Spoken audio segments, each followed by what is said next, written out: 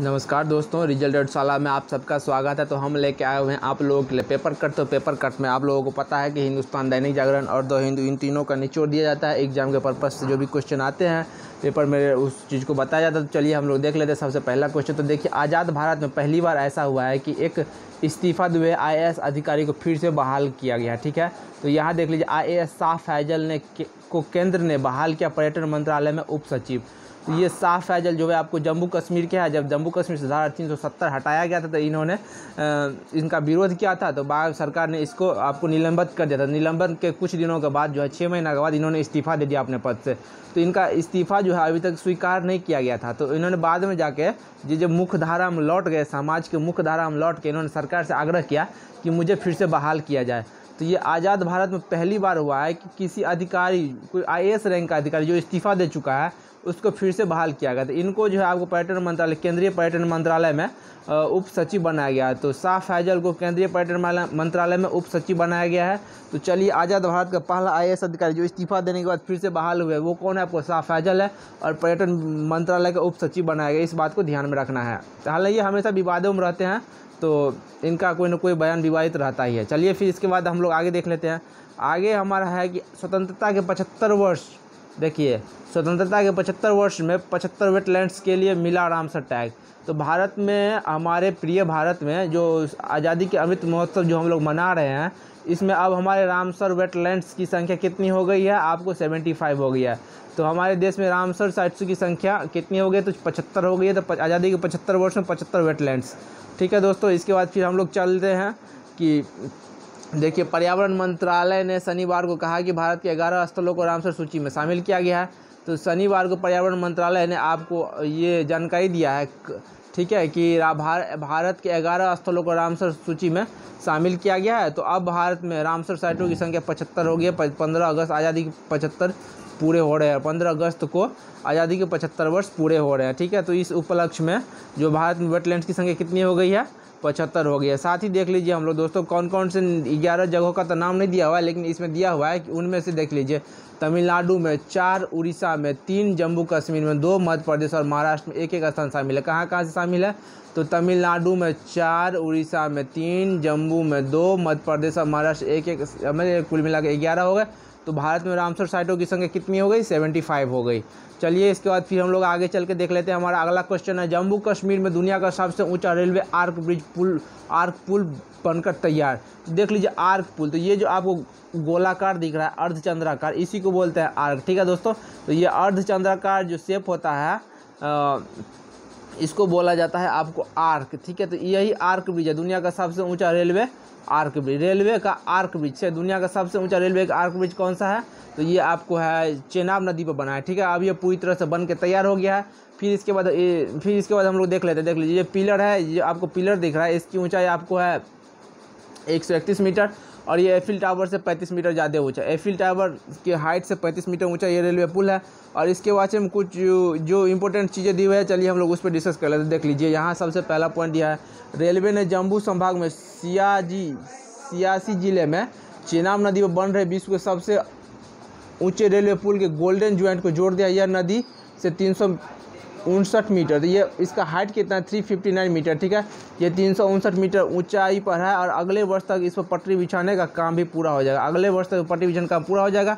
इसके बाद श्रीनगर तक रेलगाड़ी का सफ़र का सपना पूरा होगा। अब श्रीनगर सीधे जुड़ जाएगा आपको रेल मार्ग से। ठीक है, इसके बाद फिर हम लोग आगे चल के देख लेते हैं दोस्तों। यहाँ दिया हुआ है अमृत महोत्सव का तोहफा है। तो कन्याकुमारी से कश्मीर तक रेल पहुँचाने की बड़ी बाधा पार हो चुकी है। अब कन्याकुमारी से कश्मीर तक, कश्मीर में भी कहा तो श्रीनगर तक चलेगा। पहले कश्मीर में आपको 12 इधर तक जम्मू कश्मीर में था, कोटरा तक था। तो अब कटरा तक नहीं आपको जाएगी वहाँ आपको कन्याकुमारी से लेकर श्रीनगर तक। इसके बाद जम्मू संभाग में 86, देख लीजिए दोस्तों, यहाँ पे दिया हुआ है जम्मू संभाग के 86 चिनाब दियारा की सतह 359 मीटर ऊंचा पुल है। तो ये जम्मू के में चिनाब नदी पर 359 मीटर ऊंचा पुल बना है। और पहले विश्व का सबसे ऊंचा रेलवे पुल चीन में था, जिसकी ऊंचाई 310 मीटर थी। तो सबसे ऊंचा रेलवे पुल चीन में था, जिसकी ऊंचाई 310 मीटर थी। अब हम लोग आगे बढ़ चुके हैं कि आर्क पुल पेरिस के एफिल टावर से 35 मीटर ऊंचा। तो ये मैंने बताया कि ये पेरिस एफिल टावर से आपको 35 मीटर ऊंचा। इसके खंभों की लंबाई जो है 131 मीटर है, कुतुब मीनार से भी कहीं ज़्यादा है। तो इसके जो खंभों की लंबाई है वो 131 मीटर है, तो खंभों की लंबाई कुतुब मीनार से ज़्यादा है। तो चलिए हमने देखा इस पुल के बारे में जो विशेष दिया हुआ था, और इसके साथ ही देख लेते हैं। देख लीजिए दोस्तों, ये किस परियोजना का हिस्सा है। तो ये परियोजना आपको उधमपुर से बारामूला तक 272 किलोमीटर रेलवे प्रोजेक्ट का हिस्सा है। ये उधमपुर से बारामूला तक जो है 272 किलोमीटर रेलवे का प्रोजेक्ट का एक हिस्सा है, और इसकी लंबाई है 1.35 किलोमीटर। तो ये लंबाई आपको हमेशा दिमाग में रखना है कि पूछेगा कि चीनाब नदी पुल का नामकरण नहीं हुआ है। चीनाब नदी पर जो रेलवे का सबसे ऊंचा पुल बना है विश्व का, उसकी लंबाई कितनी है? तो उसकी लंबाई 3.1 मीटर, मतलब 1 किलोमीटर 315 मीटर, यानी 1315 मीटर हो जाता है। तो 1.35 किलोमीटर लंबा ये रेलवे का पुल विश्व का सबसे ऊंचा रेलवे का आर्क पुल बन चुका है। इसके साथ ही देख लेते हैं दोस्तों, इस पर 256 किलोमीटर घंटे की गति से चलने वाली हवा के दबाव को छामने की क्षमता है, यानी 266 किलोमीटर तेज़ रफ्तार की हवा को ये दबाव को सह सकता है। ठीक है दोस्तों, इसके बाद फिर हम लोग नेक्स्ट देख लेते हैं रेलवे पुल। यहाँ 100 किलोमीटर से स्पीड से कोई भी रेलगाड़ी 100 किलोमीटर के स्पीड से निकल सकती है। जो आमतौर पुलों को जो आम पुलों पे आपको उसका स्पीड कम कर दिया जाता है, लेकिन ये है आपको इसमें 100 किलोमीटर की प्रति घंटे की तेज़ रफ्तार से ट्रेन दौड़ेगी। साथ ही दिया हुआ है कि 10,620 टन स्टील का इसमें स्टील से यह आर्च पुल तैयार करता है। इसमें पुल निर्माण में कितना टन जो है आपको स्टील लगा है? तो 10,620 टन पुल जो स्टील लगा है इस पुल के निर्माण में खर्च हुआ है स्टील, जो आपको 10,260 टन स्टील लगा है इस आर्क पुल को बनाने में। ठीक है दोस्तों, इसके बाद चल लेते हैं हम लोग। यह परियोजना 28,000 करोड़ रुपए का है। तो ये पुल 28,000 करोड़ का नहीं दोस्तों, ये पूरी परियोजना 272 किलोमीटर जो है ना, ये आपको 28,000 करोड़ का है। ठीक है दोस्तों, इसके बाद चल लेते हैं, इसको देख लीजिए। पुल का भूकंप से कोई नुकसान नहीं पहुंचेगा। जिस क्षेत्र में यह बन रहा है वो जोन 4 में आता है, चूँकि जो हालांकि हिमालय क्षेत्र में जौनपुर काफ़ी खतरनाक होता है, लेकिन उसको भूकंप से कोई क्षति नहीं पहुंचेगा। फिर हम लोग अगले पे चलते हैं। देख लीजिए दोस्तों, अगले भारत बन सकता है 5वीं सबसे बड़ी अर्थव्यवस्था। यहाँ देख लीजिए, आज़ादी के अमृत काल में भारत बन सकता है विश्व की 5वीं सबसे बड़ी अर्थव्यवस्था। हालांकि कुछ साल पहले दोस्तों आपको पता होगा कि ये आपको विश्व की तीसरी अर्थव्यवस्था बने, जापान को पछाड़ कर, लेकिन अब ये 5वें जगह पर चला गया कोरोना की वजह से। मोदी जी का ड्रीम प्रोजेक्ट था कि भारत को जो आपको 5 ट्रिलियन की अर्थव्यवस्था बनाया जाए।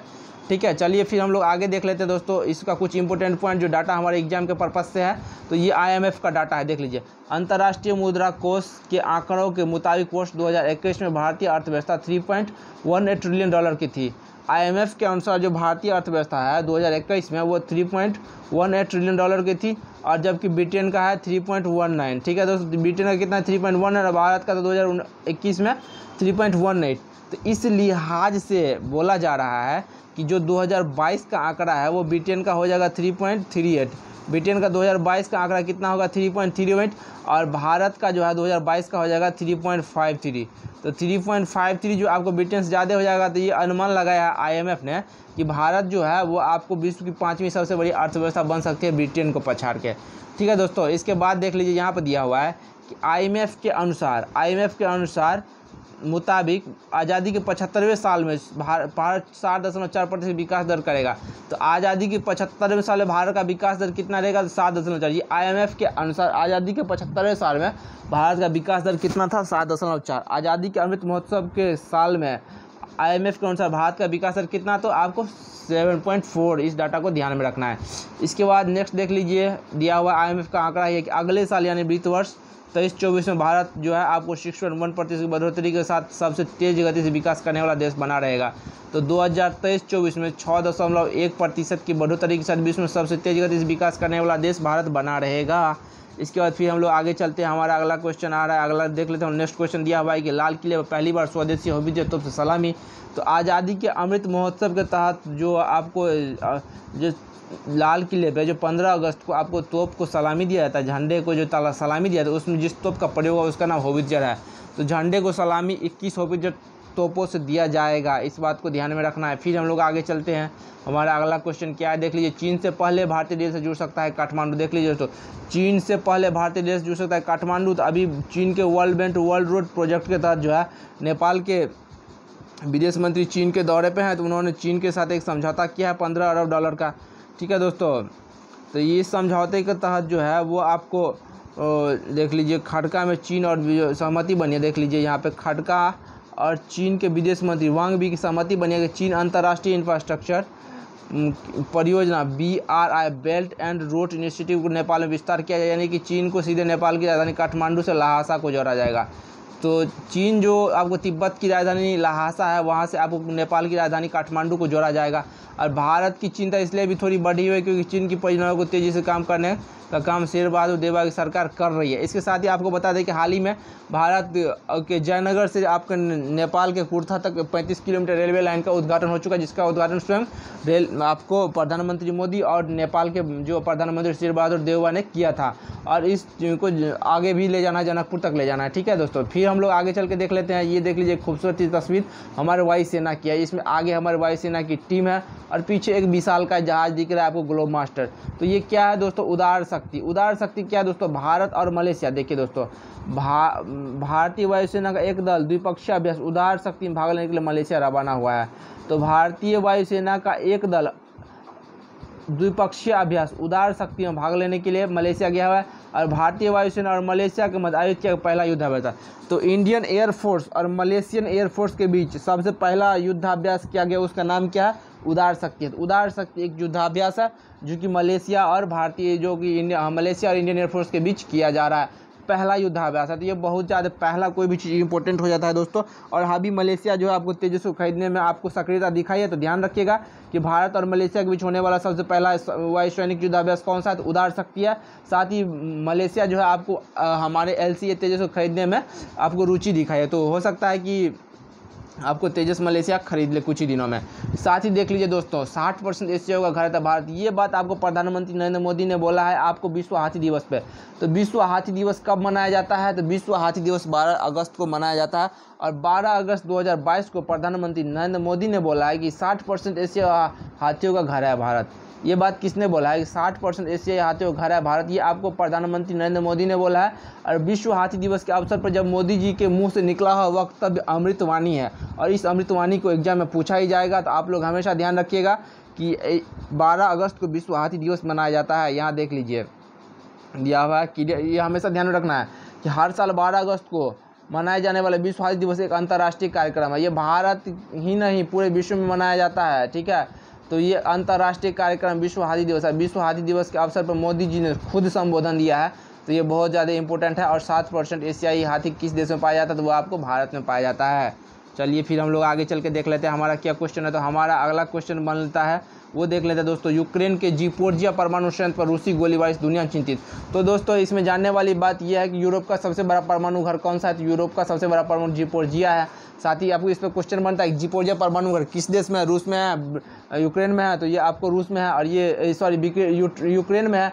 तो ज़पोरिज़िया यूक्रेन में कहाँ है? तो ये आपको पूर्वी यूक्रेन में है। ठीक है दोस्तों, तो यूक्रेन में स्थित देख लीजिए, यहाँ पर आपको दिया हुआ है पॉइंट बाय पॉइंट, इसको देख लीजिए दोस्तों कि यूक्रेन में स्थित यूरोप का सबसे बड़ा ज़पोरिज़िया परमाणु केंद्र, ये यूरोप का सबसे बड़ा है और ये पूर्वी यूक्रेन के डोनबास क्षेत्र में पड़ता है। ठीक है दोस्तों, जिस पे अभी आपको रूस का कब्जा हो चुका है। ठीक है, फिर हम लोग आगे चल के देख लेते हैं जो हमारा अगला क्वेश्चन बन रहा है। देख लीजिए दोस्तों, यहाँ पे एक हम्बनटोटा पे देख लीजिए आपको बैलिस्टिक मिसाइल को ट्रैक कर सकता है चीन का यह पोत। तो चीन का जो पोत है वो आपको श्रीलंका पहुँच चुका है। भारत के आशंकाओं को खारिज करते हुए चीन जो है वो आपको इसको परमिशन क्या है कि हाँ तुम आओ हमारे यहाँ, श्रीलंका बोला चीन को, और करो भारत की जासूसी। तो भारत चीन का जो एक जासूसी विमान है जो मिसाइलों को ट्रैक कर सकता है, सैटेलाइट को ट्रैक कर सकता है, परमाणु ऊर्जा के क्षेत्र में जो काम हो रहा है उस चीज़ की जानकारी वो जुटा सकता है। तो इन सब चीज़ों के लिए भारत बहुत चिंतित है, लेकिन फिर भी जो है आपको श्रीलंका ने इसको अपने यहाँ आने का ये निमंत्रण दिया है, निमंत्रण ने उसको परमिशन दिया है। तो चलिए दोस्तों, इसके साथ ही फिर हम लोग नेक्स्ट मिलते हैं अगले एपिसोड में।